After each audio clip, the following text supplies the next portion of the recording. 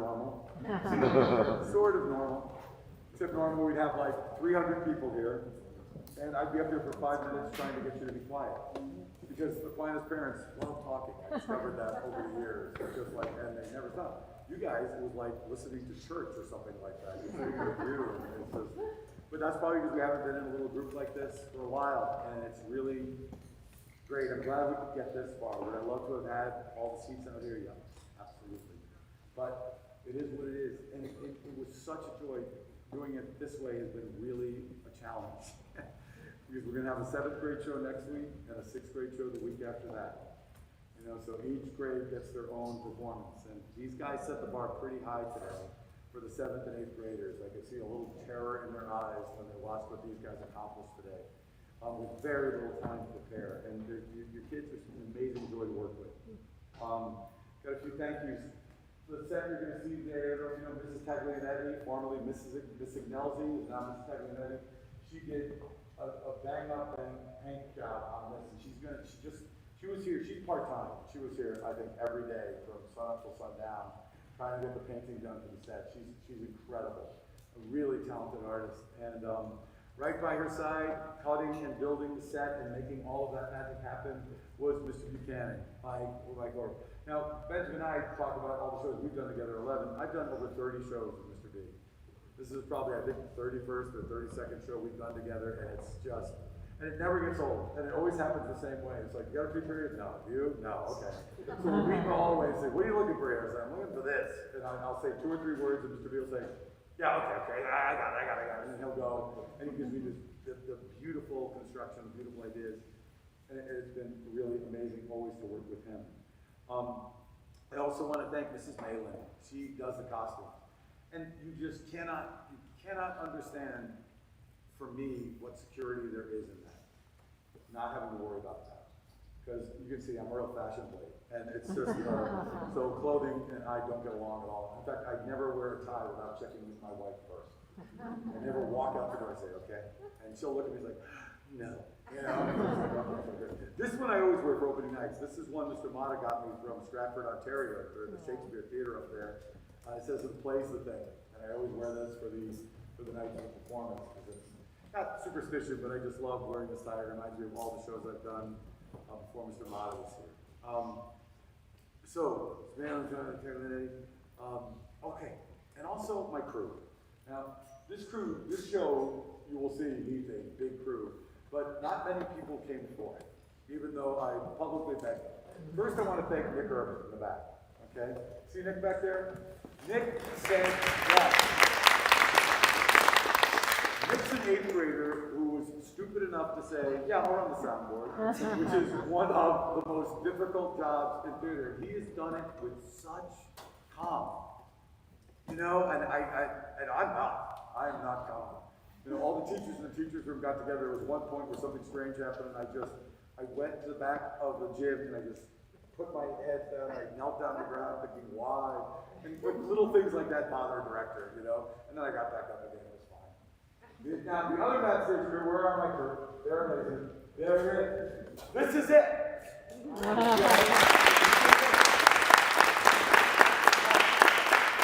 help from actors. You'll see the actors come out and help them. Thank goodness, okay? But this is Matt Patoka, this is Justin Beavers.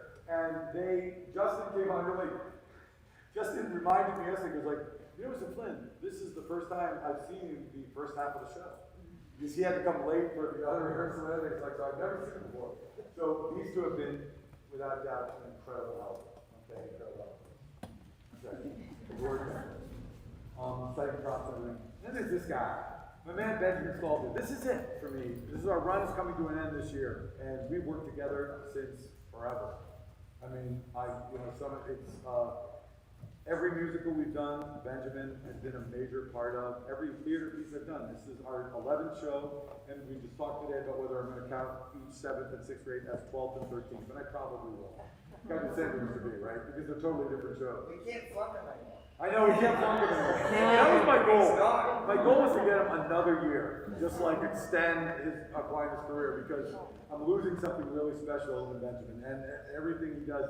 Our relationship is developed like Mr. B's and I. You know, I saw Benjamin to clarify what was going on for the show. He came to like 2 rehearsals, and then I sat with him at lunch the other day. We were both eating, and he ran through the script and said, "Yeah, here." Okay. And I left. It was a 20-minute meeting. And but what you'll hear tonight is, why, when I get to work with people like this, it's so incredible. And the other thing I'm just so happy about is that you're here. This is just, it's so nice to have live theater again. And I think, as much as I enjoyed the live stream of Hey Adam's Family, this is a lot more joyful. It's great to be with you all. And so I hope you enjoy our production of The Lion, the Witch, and the Wardrobe.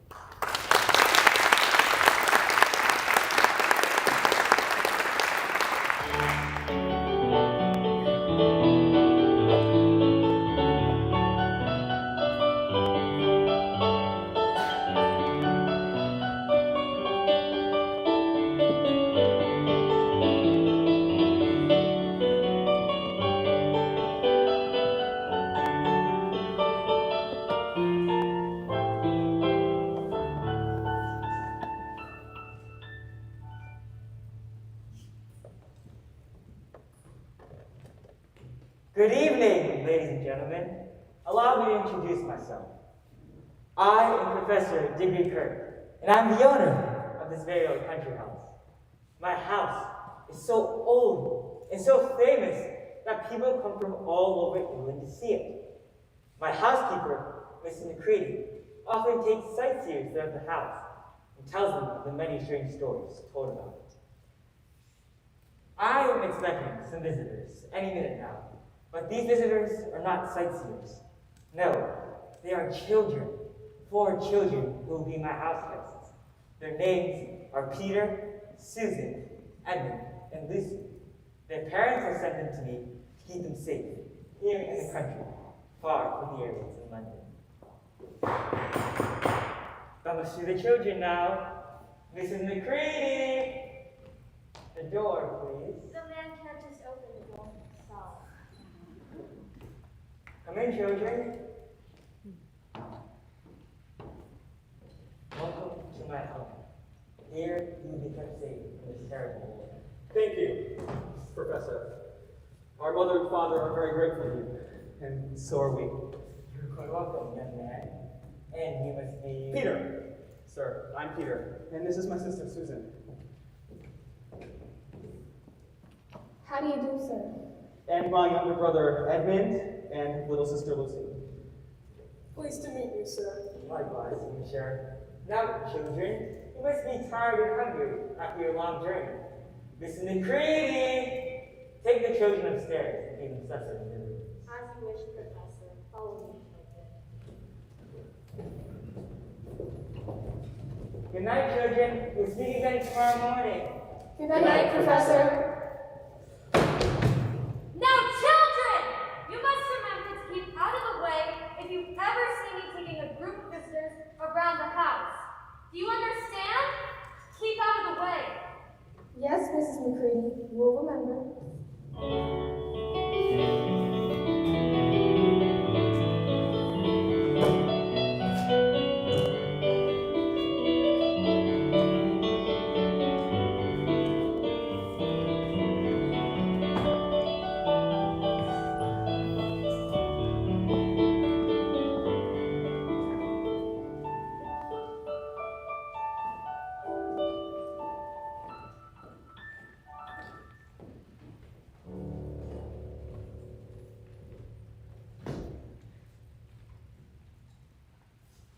This is going to be perfectly splendid. That old professor will let us do whatever we'd like. I think he's an old dear.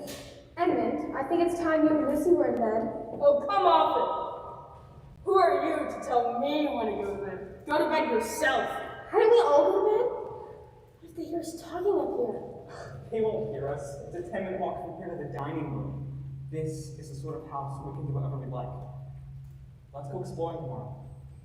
Right now, we better get to bed. Come on, Lucy. Come on now. I'm coming.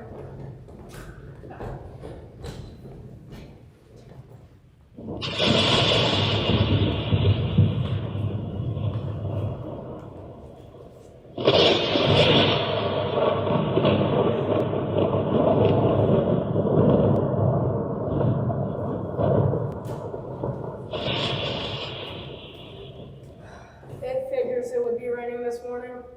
Quit grumbling, Ed. You know what I'm going to do? I'm going to go explore this old house. You coming? First, Lucy, let's go with them. Here, Edmund, wait for us!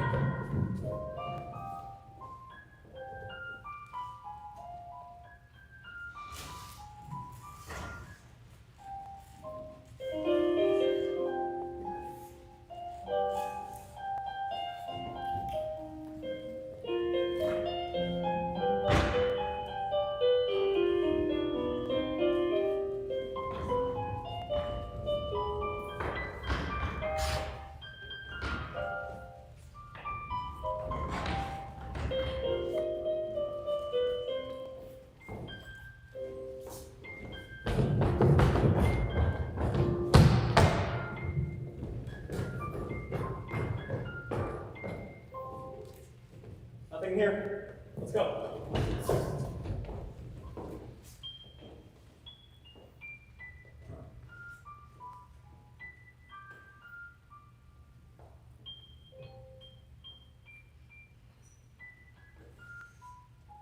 I wonder what's in here. I'd better leave the door open. Everyone knows it's very foolish to shut oneself inside a wardrobe.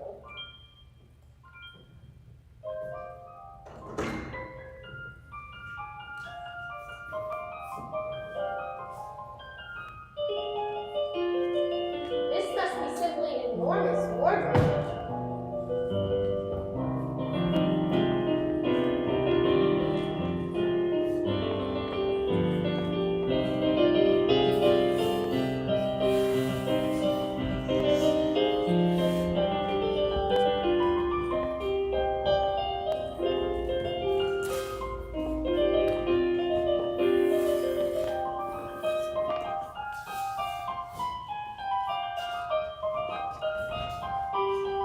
This is a strange place.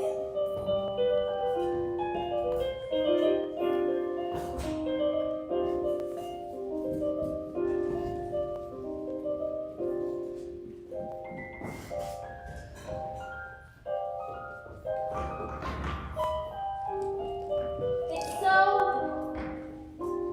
cold.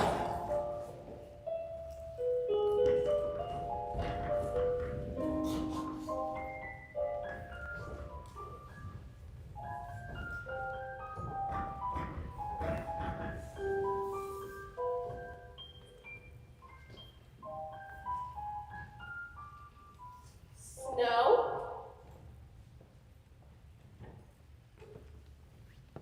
Tree branches? What's that light over there? A lamppost? In the middle of the forest? Goodness gracious me! Good evening. Good evening. Good evening.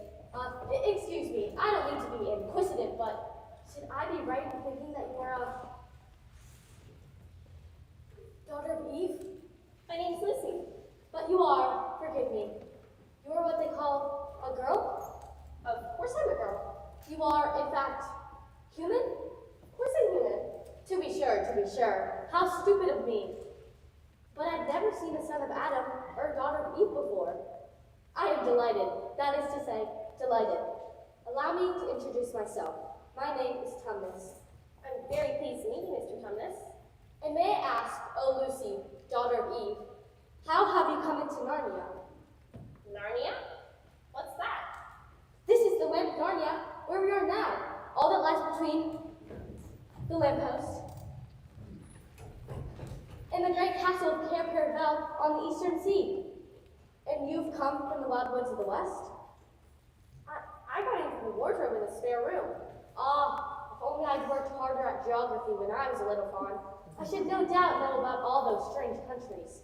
But they aren't countries at all. It's just back there.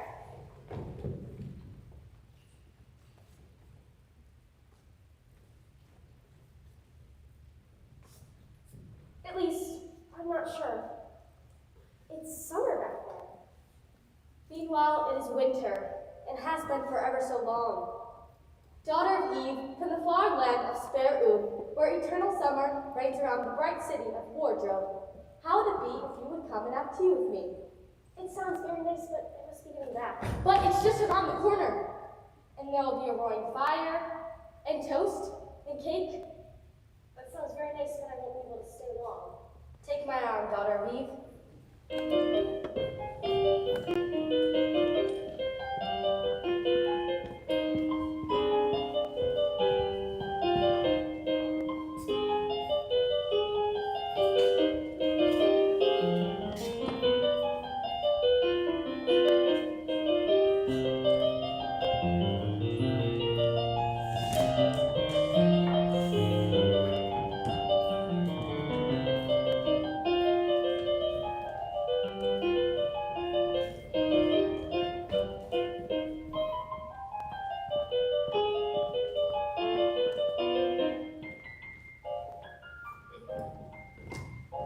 Now, here we are, daughter of Eve.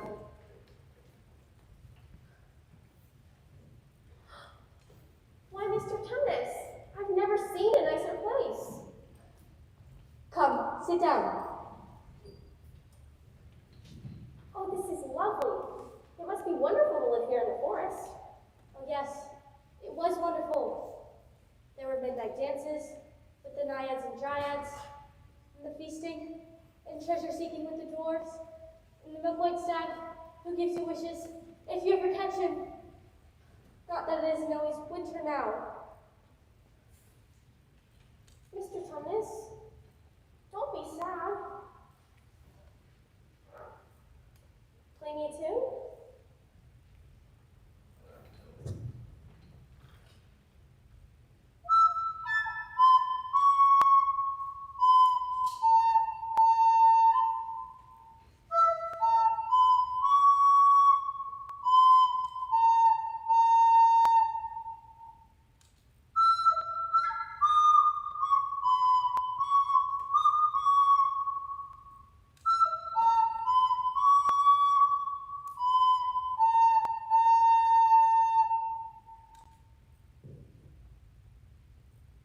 Oh, what shall I do? I just can't do such a thing.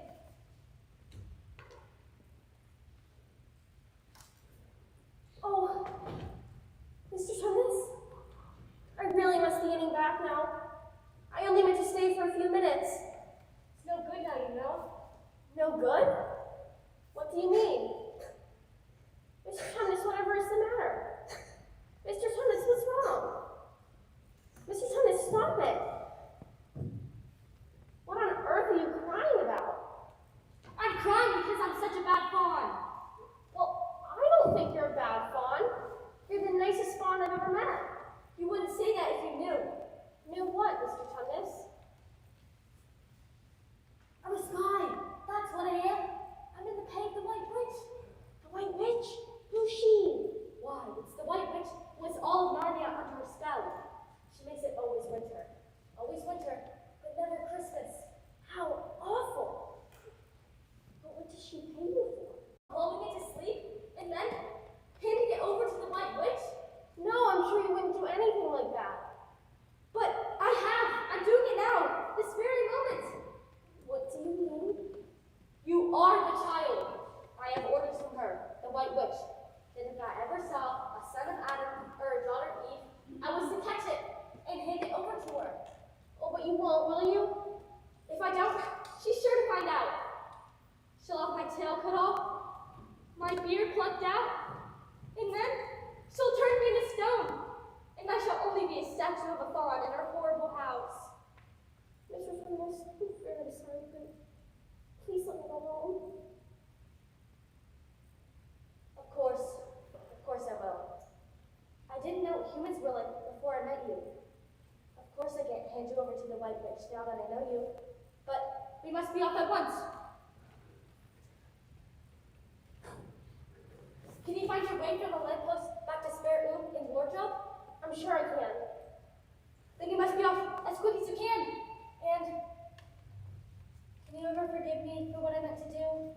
Of course. And I hope you won't get into dreadful trouble because of me. Farewell, daughter of Eve. May I keep your handkerchief? Of course. Goodbye. Bye, Mr. Tumnus.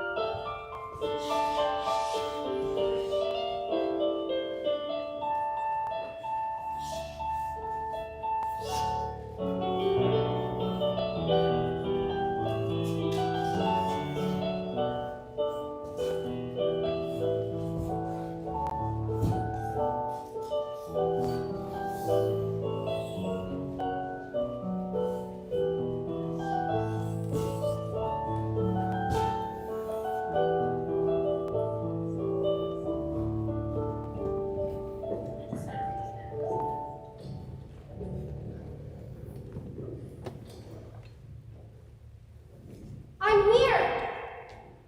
I'm back. I've come back. I'm all right. What are you talking about, Lucy? Haven't you been wondering where I was? Poor Lucy. Hiding and no one noticed. But I've been away for hours and had tea. And all sorts of things have happened.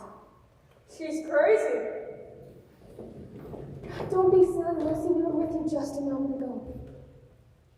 But You're just making up a story. For fun, aren't you, Lucy? no, Peter, I'm not. I've been inside the wardrobe. It's a magic wardrobe. There's woods inside it, and there's a fawn, and it's called Narnia. Come and see.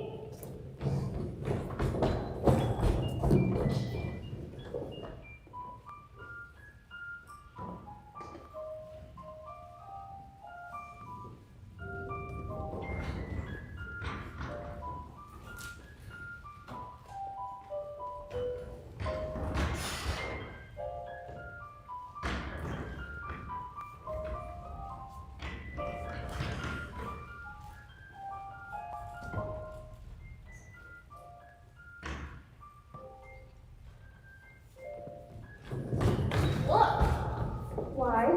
It's just an ordinary wardrobe. Look.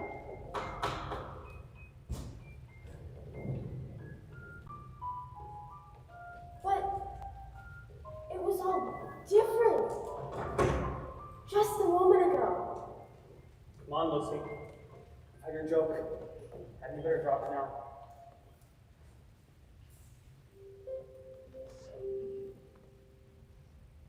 Doesn't anyone believe me?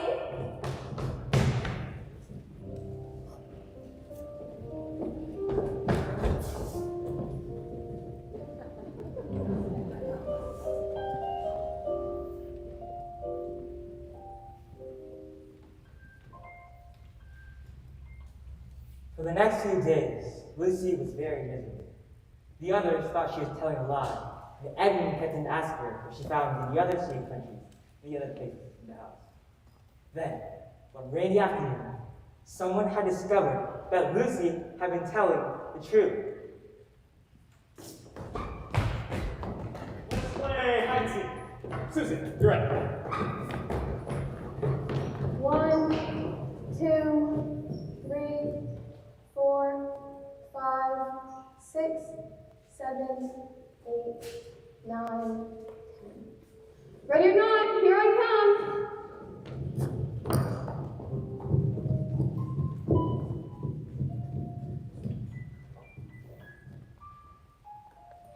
Maybe Peter was right.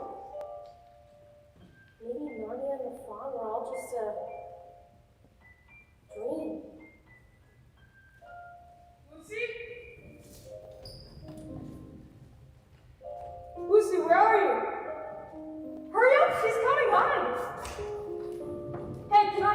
with you?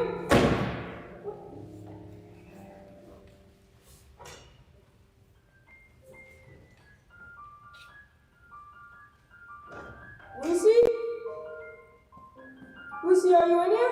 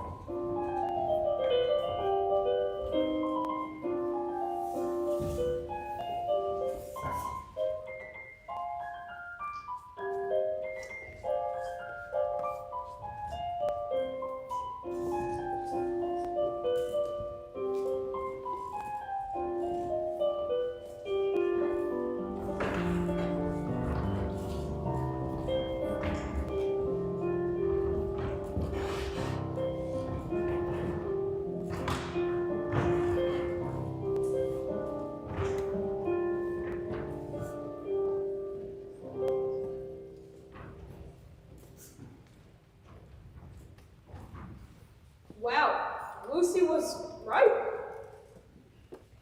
Lucy, where are you? I'm here too.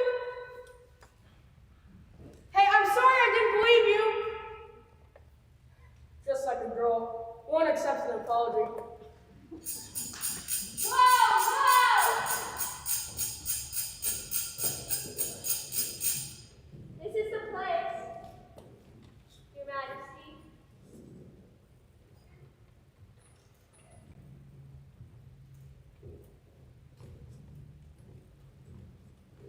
And what, pray tell, are you? My name's Edmund. Is that how you address a queen? I'm sorry, Your Majesty, I didn't know. Not know the Queen of Narnia? You shall soon know us better.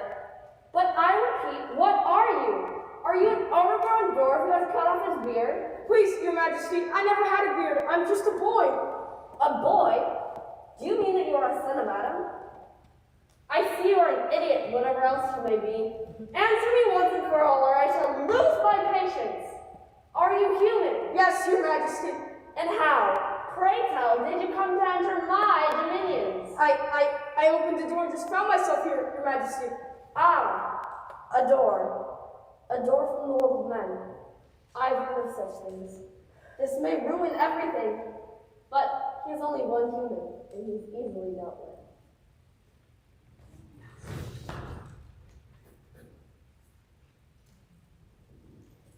My poor child, how cold you look. Come sit with me, and I will put my mantle around you, and we will talk. Perhaps you would like something hot to drink?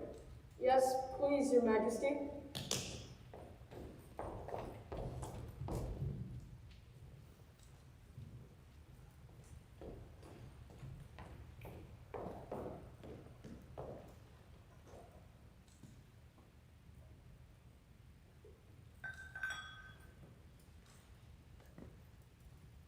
I feel warm all the way down to my toes. Son of Adam, it is dull to drink without eating. What would you like best to eat? Turkish delight, please, Your Majesty.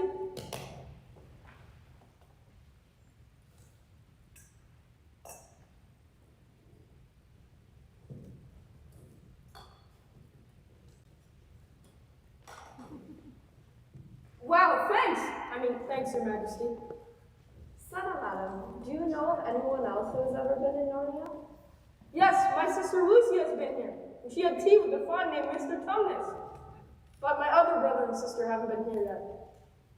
Did you say there are 4 of you? 2 sons of Adam and 2 daughters of Eve. Exactly 4 of you.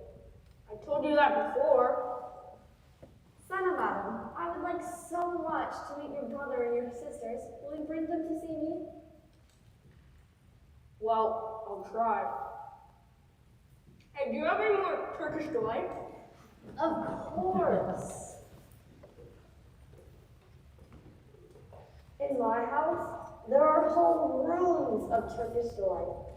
And since I have no children of my own, I would like a nice boy who would be Prince of Narnia.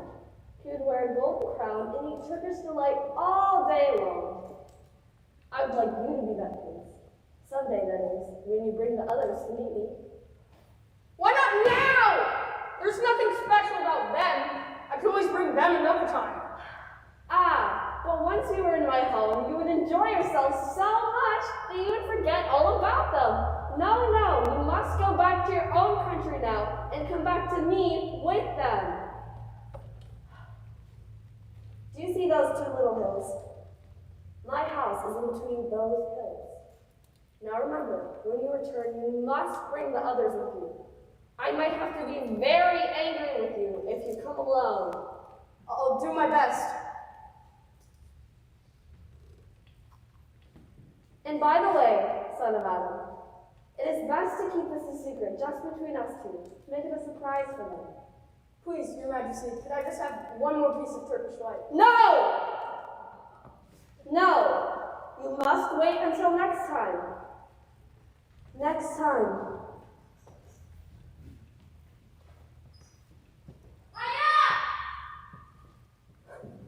Oh, Edmund, you've gone into Narnia too. Isn't it wonderful? All right, you were right. It is a magic wardrobe after all. I'll say I'm sorry for Light, but where on earth have you been all this time? I've been having tea with Mr. Tumnus, the fawn. He thinks the White Witch didn't find out that he let me go last time, so everything's going to be all right after all. The White Witch? Who's she? Why, she's a perfectly awful person, and all the good creatures simply hate her. She calls herself the Queen of Narnia, and she has it under a spell that makes it always winter. Always winter, but never Christmas. She drives around on her sleigh with her servant, a little dwarf. Who told you all that stuff? Why, Mr. Tumnus, of course. Well, everyone knows you can't always believe what a fawn says. Come on, let's go home. Oh, Edmund, I'm so glad you've gotten into Narnia too. Now the others will have to believe. Come on.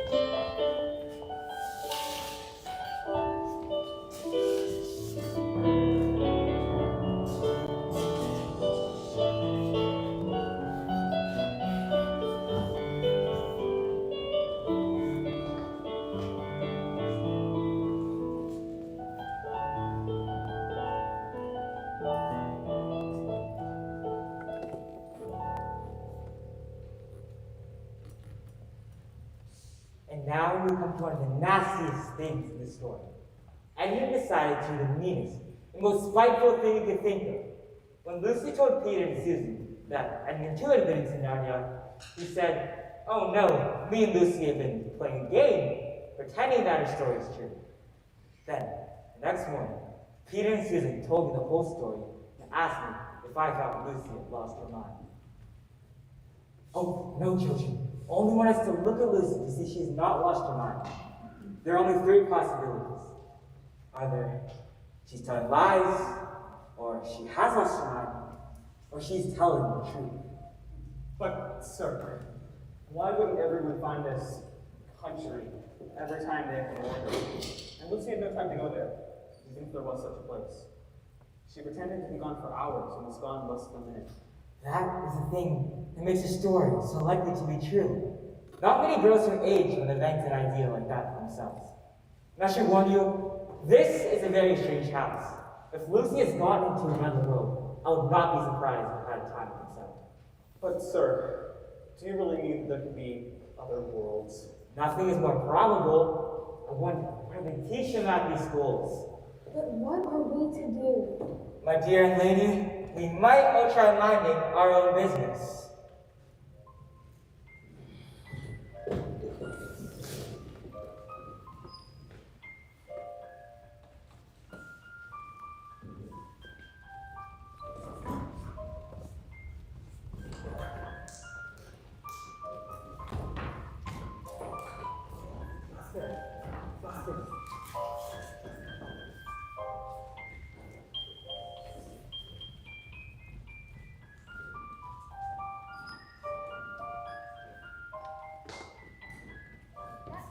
Creedy, show those sightseers around again. Let's go.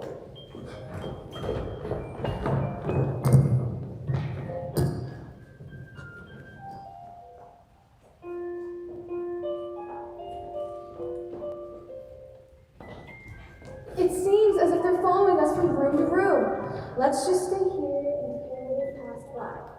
Just this way, we have the most amazing wardrobe. She's coming! Quick, the wardrobe, there's nowhere else.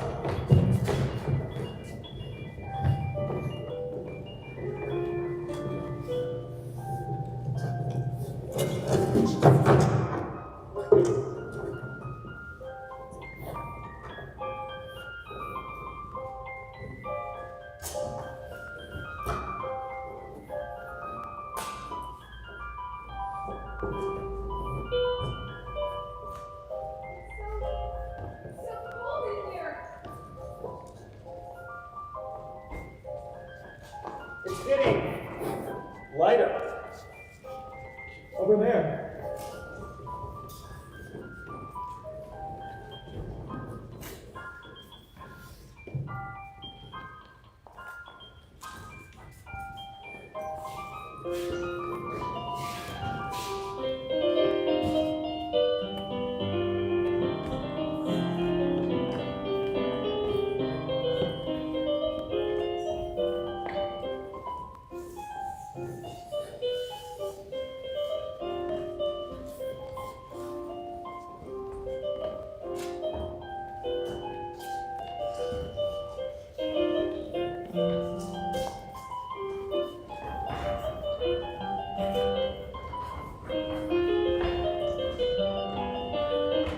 This must be Lucy's woods.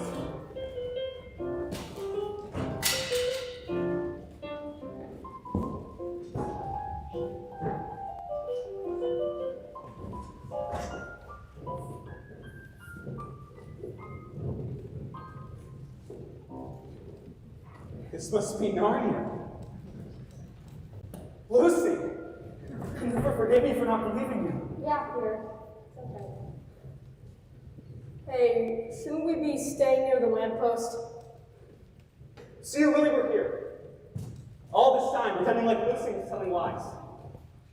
Well, the poisonous little beasts. There's the lamppost. Let's go explore.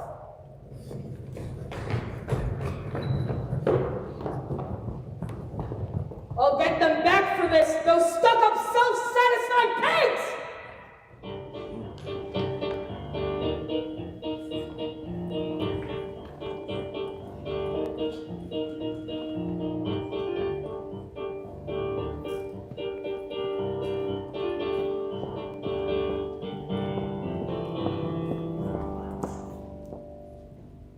So the four children set out to cave Mr. Tumnus, the fawn. But a terrible surprise awaited them.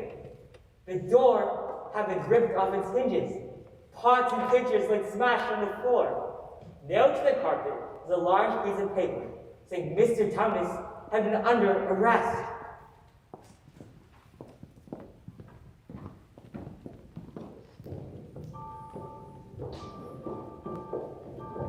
We simply must try and do something for poor Mr. Tumnus. If only we knew where he was in prison.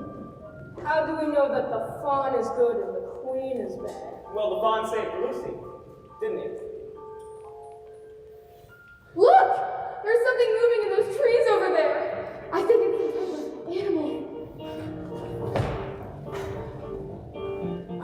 is. It's a beaver. It's not. Well, whatever it is, I think it wants us to go with it. I know. Question is, should we go or not? What should we do, Lucy? I think it's a nice beaver. But how do we know? I say we give it a try. Further in! Come further in! Come further in!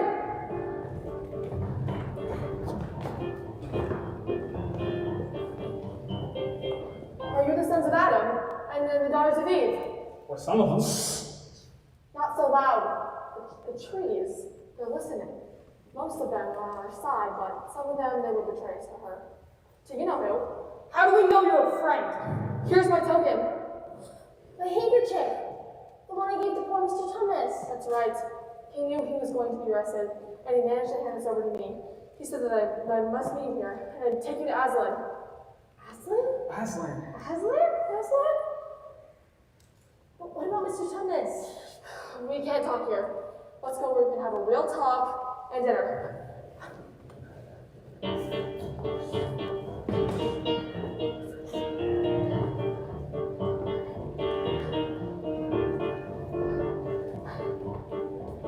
Here we are, Mrs. Beaver. I found them.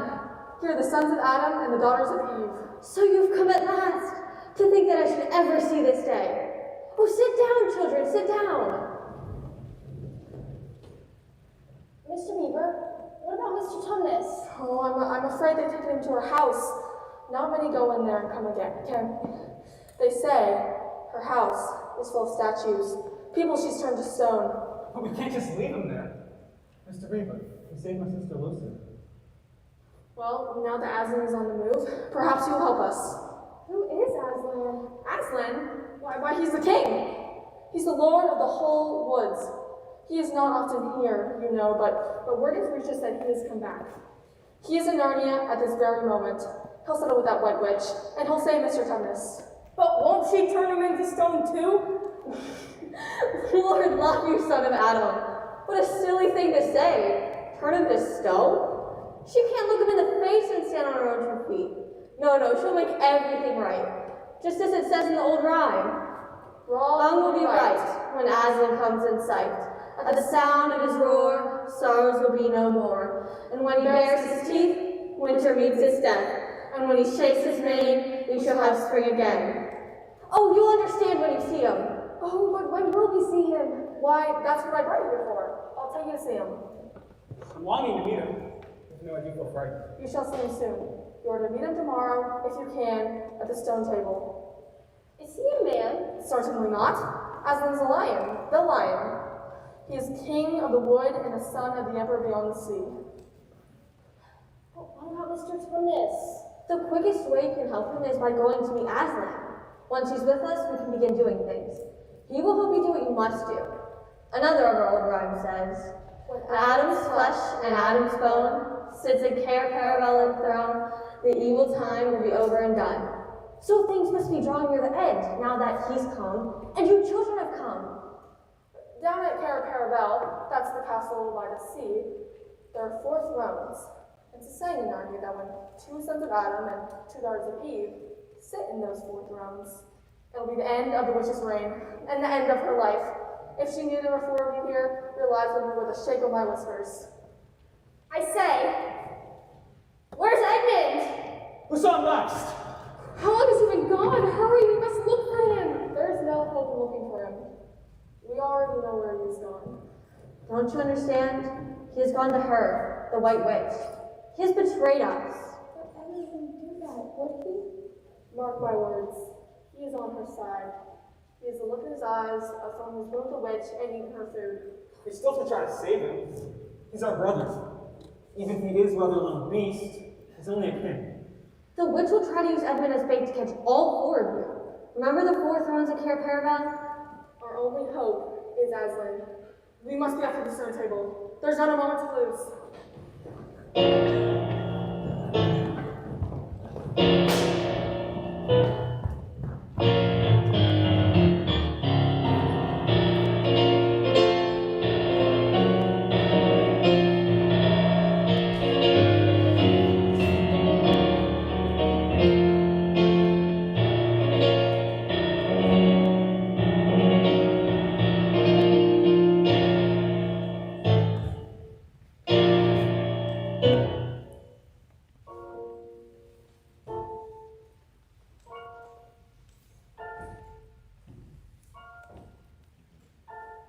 knew I could find her place if I tried. Now she'll make me prince, and I can eat Turkish delight whenever I want to! It's alright. I must just be a stone wolf. It can't hurt me. Stand still, stranger, and tell me who you are. Please, my name's Edmund, and I've come to inform the White Witch that my brother and sisters are in Narnia at the Beavers' house. Ah, then come in, fortunate favor of the queen, or else not so fortunate.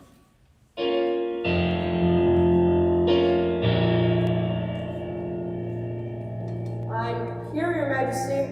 How dare you come alone? Did I not tell you to bring the others with you? I did the best I could. I brought them to the Beavers' house, just up the river. They're planning to meet Aslan tomorrow at something called the Stone Table. What? Aslan? Is this true? If I find you have lied to me, Mogrim, take the swiftest of your wolves to the Beavers' house at once and kill whatever you find there. If they've already gone by the time you arrive, then go to the Stone Table immediately and wait for me there in hiding.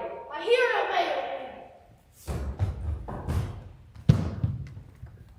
Well, I did what you said. I brought them to Narnia. Now can I have some Turkish delight? You said... Silence, you fool! Dwarf, tie his hands behind his back and make ready my slave. You will help me find your brother and your sisters.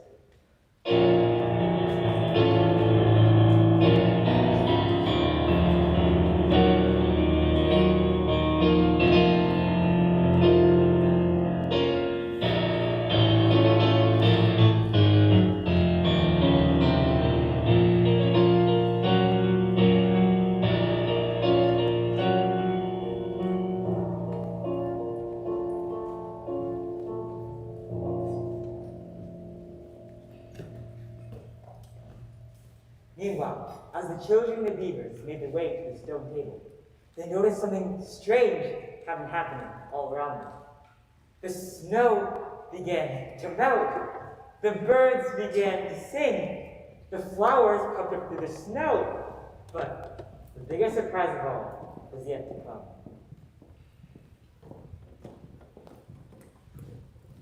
Listen, I hear a bird singing, and it's getting so much warmer. At last, the spell is starting to break. I heard something strange. Sleigh bells. Can it be? It is. It's Father Christmas. It was always winter, and never Christmas, but not anymore. Not anymore. I've come at last! She has kept me out for a long time, but I've come at last. The witch's magic is weakening. Aslan is on the move. And now for your presents. Presents! Mrs. Beaver, when you go home, you will find a brand new sewing machine. Mr. Beaver, when you go home, you will find your damage completely fixed with all the leaks stopped. Oh, thank you, Father Christmas. Thank you. Peter, Adam's son. This is your present. The time using is near at hand. Bear it well. Susan, Eve's daughter. This bow is to protect yourself. You're only in great need. You are not meant to fight in a battle. And if you are ever in danger, blow this horn, and help will come to you. Lucy, Eve's daughter. In this bottle, there is cordial made from the juice of one of the fireflies that grows on the mountains of the sun. A few drops of this will heal anyone. And this dagger is to defend yourself. You are ever in great need, for you too are not meant to fight in the battle. Now I must be off. I have many more gifts to bestow. Merry Christmas and long live the true King! Oh, now I know there's hope. To the stone table.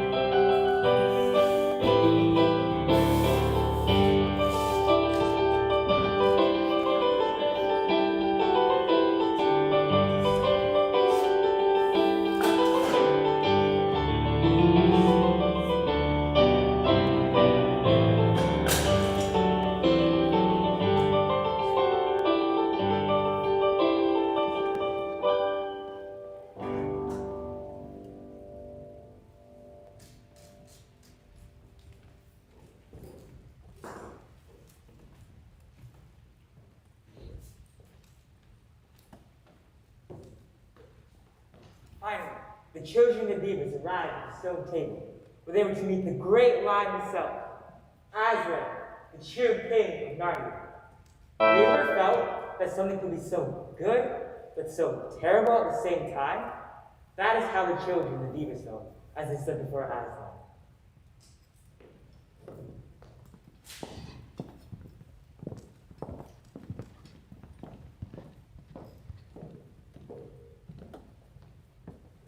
Go on.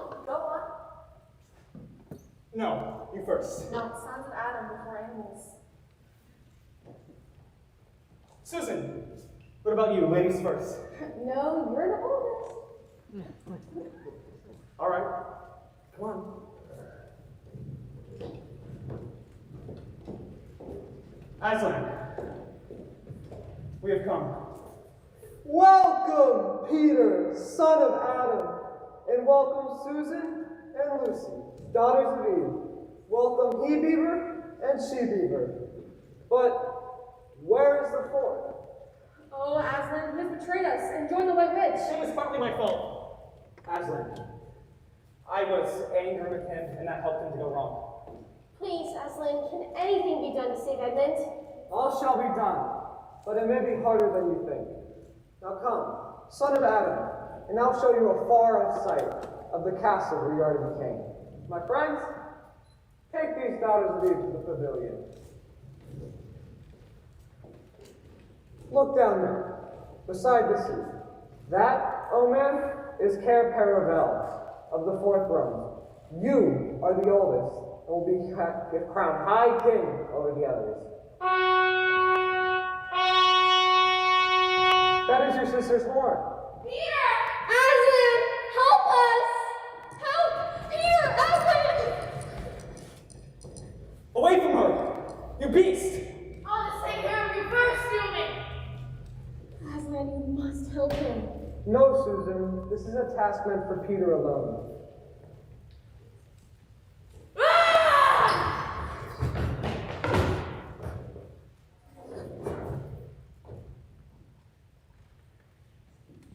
Aslan, I killed it. The wolf. It's dead. Hand me your sword, son of Adam, and kneel before me.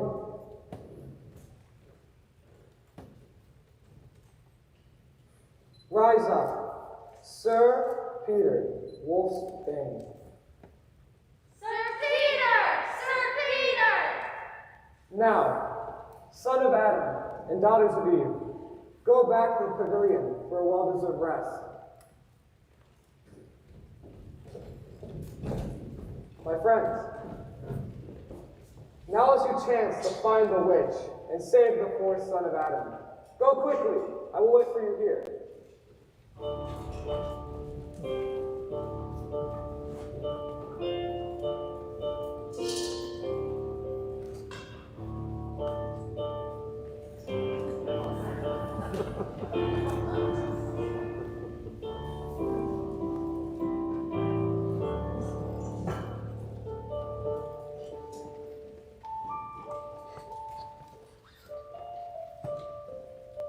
Now, we must get back to Edmund the witch. Once the snow melted, the witch's sleigh would no longer run, and she realized she would never make it to the stone table with the others. So she decided to kill Edmund that was. That way, the fourth throne of Cair Paravel would never be filled, and she would still remain Queen of Narnia. But suddenly, before Edmund realized what was happening, the friends of Aslan burst through the trees, and the witch and her dwarf disappeared. Then, Aslan's friends, strong and kind, brought Edmund to the stone table. But the witch and her dwarf were not so easily to be defeated. Once Edmund and his rescuers were out of sight, the witch and her dwarf came out of hiding and headed for the stone table.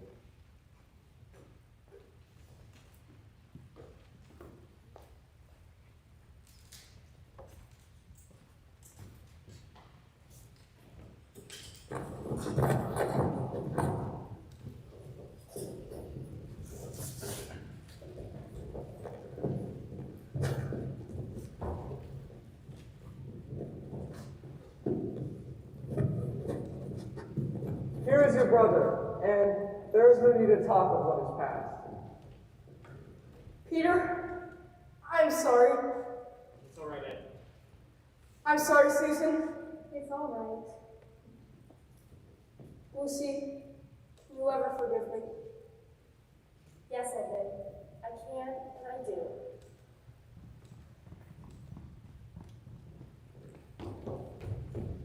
Aslan, a messenger of the enemy has arrived and wishes to speak to you. Let him approach.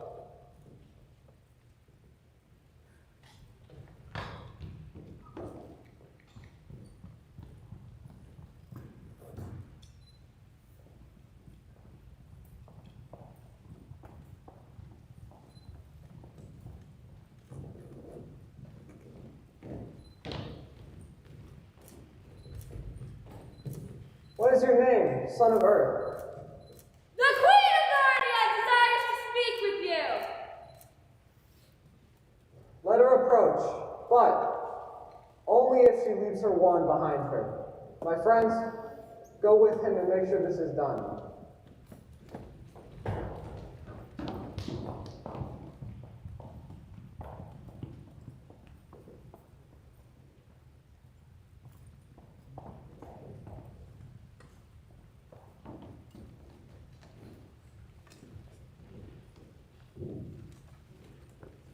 You have a traitor there, Aslan.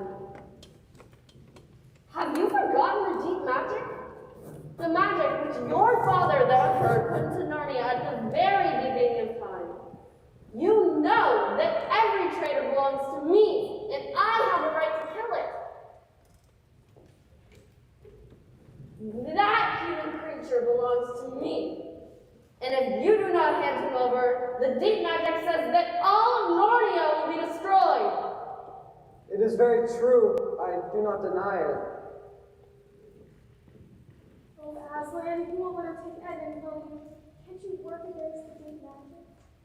Work against my father, the Emperor? Give back, all of you. I must speak to the witch alone.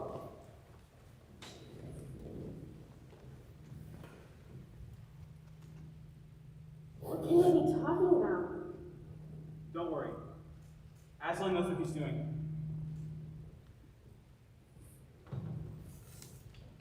You may come back now. I've settled the matter. The witch has agreed not to take Edmund's life. But how do I know that your promise will be kept? Ah! We must move from this place at once. We will camp outside the fords of Verona.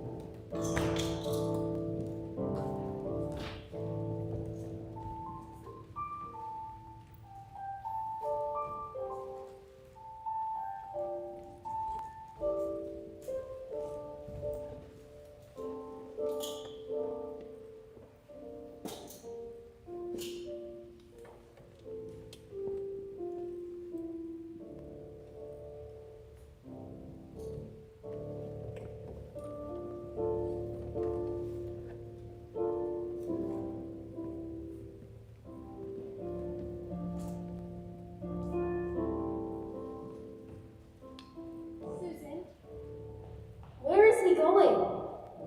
Why is he leaving our camp? no idea. Edmund is holding the So am I. We must follow him. Oh, children, children, why are you following me? We couldn't sleep. Please, Aslan, may we come with you? Yes, you may come, but only if you agree to stop and leave me to go on alone when I tell you. We agree. Dear Aslan, are you ill? No, I'm sad and lonely. Lay your hand on my mane so I can feel you're with me. Children, you must go now. Over there. And whatever you do not let yourselves be seen.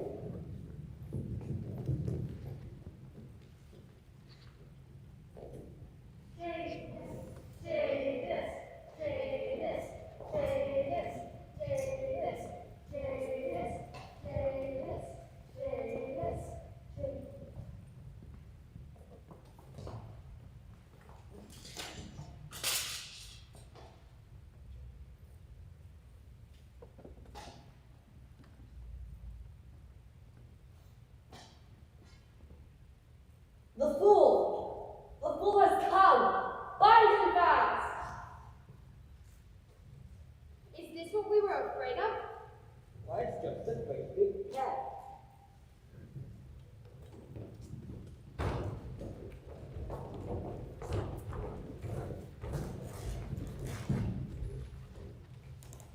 And now, who has won? You fool! Did you think that by all this you would save the human traitor? No! Now I will kill you instead of him as we agreed, and the deep magic will be satisfied. But once you are dead, what will prevent me from killing him as well? Yeah! You have given me Narnia forever! You have lost your life and not saved his. In that knowledge, despair and die. Die!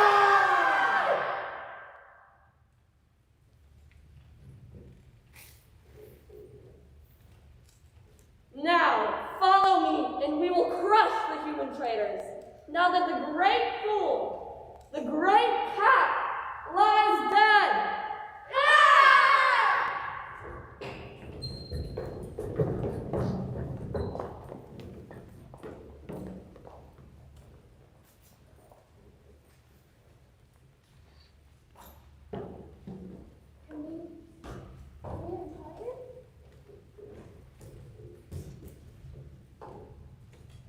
These knots are too tight.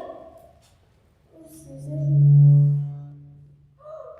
Get away, little mice, you wretched beasts! Wait! I think they're friendly mice. Look! They're trying to untie Aslan. They think it'll do some good. They don't know he's dead. Oh, it's so cold. So warm. Here, let's walk around a bit. Look! There's our castle by the sea. Paradise. But it doesn't matter. Nothing matters anymore. Oh, children, it does matter. Oh, Aslan! Aren't you dead then, Aslan? Not now. You're not a ghost? Do I look like one? Oh, Aslan, you're real! You're real! What does this mean? It means the witch forgot about an even deeper magic that goes back before the dawn of time. When a willing victim takes the place of a traitor, the stone table would crack, and death itself would work backwards.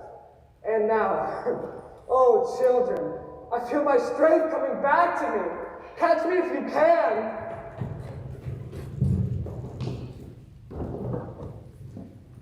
We have a long journey to the witch's house.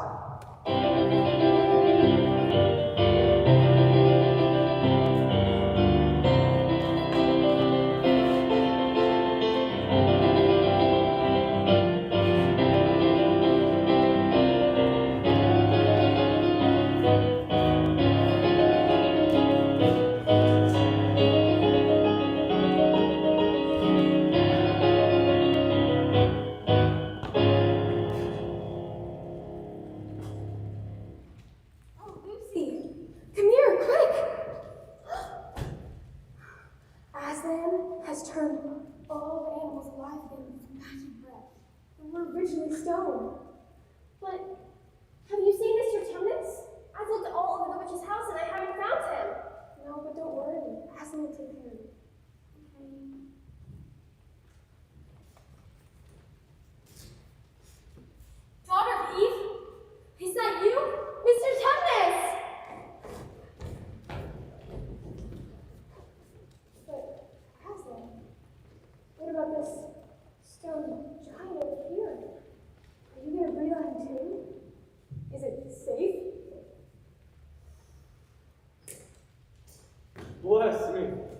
must have been asleep. Now where's that dreaded little witch that was running around on the ground? Somewhere by my feet it was. You there, Giant. What's your name? Rumblebuffin, sir. Well, Giant Rumblebuffin, may you please knock down the gates of this castle? Our day's work is not yet over. The witch and her creatures have attacked the Narnian camp. We must find a battle and help Peter and Edmund defeat the witch once and for all. Of course, Your Majesty. Ah!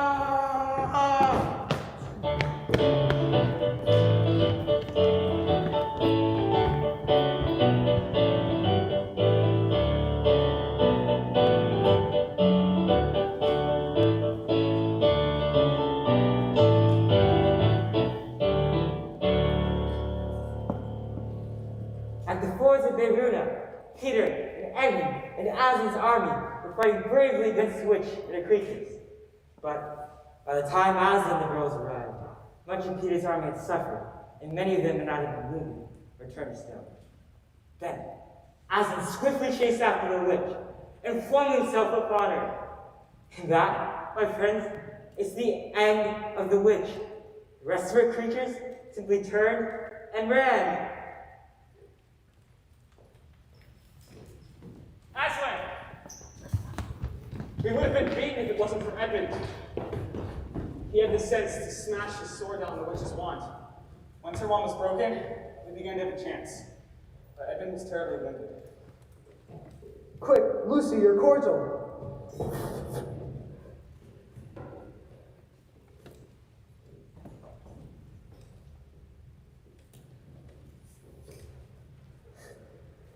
Kneel before me and hand me your sword.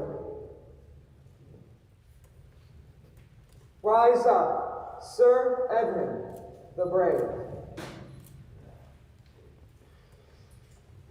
We must attend to the others that are wounded. Quickly. Susan. Yes, Lucy? Does Edmund know what Aslan did for him? Did he let himself be killed to save Edmund's life? No, of course not. But shouldn't he be told? Why? Imagine how he'd feel.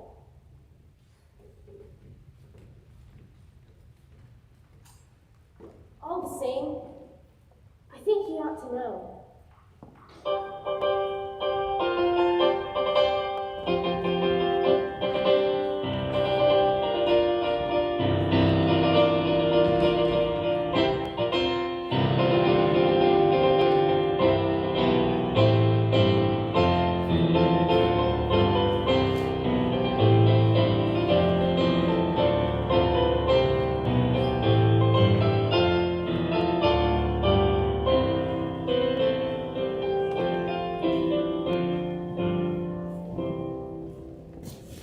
Next morning, in the great hall of the castle of Cair by the sea, Aslan solemnly crowned the 4 children and led them to their 4 thrones.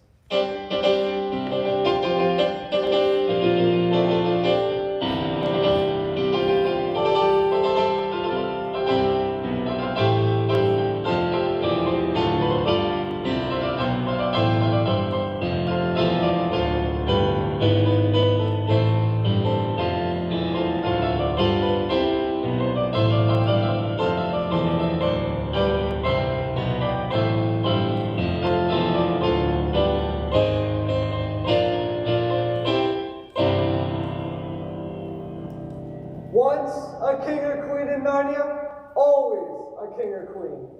Bear it well, sons of Adam. Bear it well, daughters of Eve.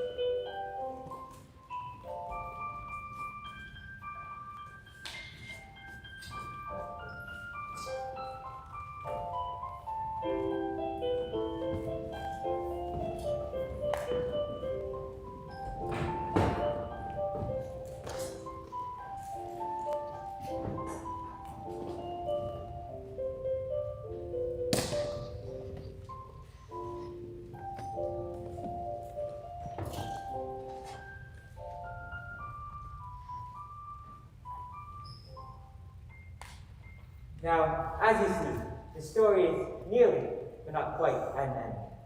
The two kings and two queens in Narnia lived well for many years. They lived in great joy, and if they ever remembered any of it, it was only as one remembers a dream. Now, it happened that one year, Mr. Tumnus, the fawn, brought them the news that the white stag had appeared once more in Narnia. The white stag that would give you wishes if you caught him. So, the next morning, the two kings and two queens rode out to the western woods to try to catch the stag. Edmund, the white stag! We should leave our horses behind and follow them into the woods. What's this tree over here? It looks like it's made of iron.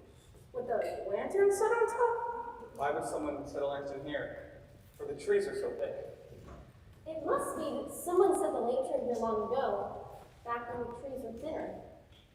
It looks familiar, like I've been here in a dream. The white stag!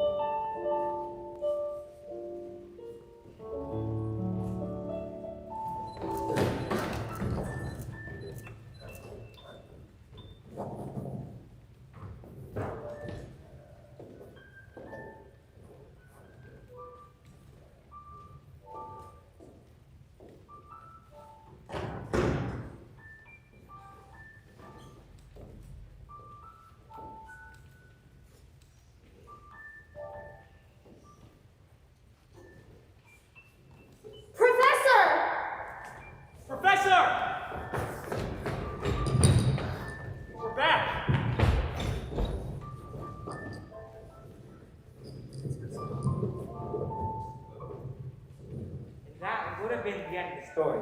The children would not have come back and told me all about their adventures. They asked me if I ever thought to get back to Narnia.